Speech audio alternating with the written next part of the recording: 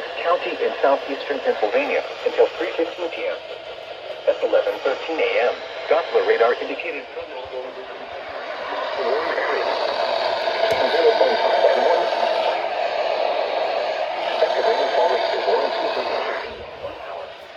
additional rainfall amounts of 1.5 to 3 inches are possible in the Warren area.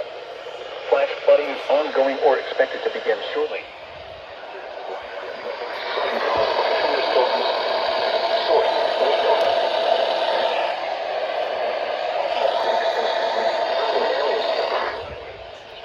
And underpasses.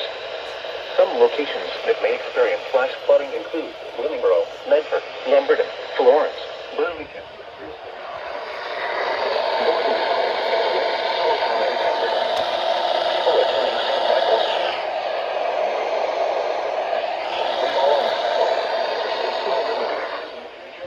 Mile markers 42 and 57.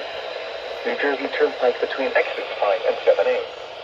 Interstate 95 in Pennsylvania between mile markers 37 and 40.